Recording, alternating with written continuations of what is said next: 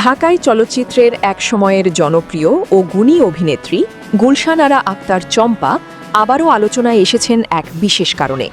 তিনি পবিত্র হজ পালনের উদ্দেশ্যে সৌদি আরব যাচ্ছেন। এই গুরুত্বপূর্ণ সফরে তার সঙ্গে পরিবারের সদস্যরাও থাকবেন বলে জানিয়েছেন তিনি। সম্প্রতি এক বক্তব্যে চম্পা জানান, তার দীর্ঘদিনের ইচ্ছা ছিল হজে যাওয়ার। তিনি বলেন, তার সহশিল্পী ববিতা ও সূচনা আগেই হজ সম্পন্ন করেছেন, কিন্তু সে সময় তার সুযোগ হয়নি। এবার সুযোগ পাওয়ায় তিনি কৃতজ্ঞতা প্রকাশ করেন এবং আল্লাহর ইচ্ছা থাকলে হজ পালন করতে চান।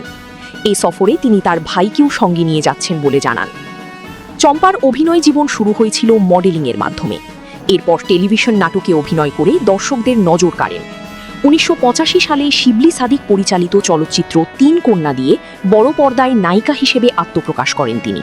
প্রথম চলচ্চিত্রেই তার অভিনয় দক্ষতা দর্শক ও সমালোচকদের প্রশংসা কুড়ায়। পরবর্তীতে একের পর এক সফল সিনেমায় অভিনয়ের মাধ্যমে তিনি নিজেকে দেশের চলচ্চিত্রে শক্ত অবস্থানে প্রতিষ্ঠিত করেন। তার উল্লেখযোগ্য চলচ্চিত্রগুলোর মধ্যে রয়েছে পদ্মা মেঘনা যমুনা, শঙ্খনীল কারাগার, পদ্মা নদীর মাঝি, চন্দ্রগ্রহণ এবং মনের মানুষ।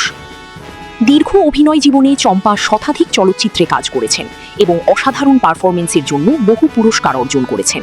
তিনি 5 বার জাতীয় চলচ্চিত্র পুরস্কার পেয়েছেন, যার মধ্যে 3 বার সেরা অভিনেত্রী এবং 2 বার পার্শ্ব চরিত্রে অভিনয়ের জন্য।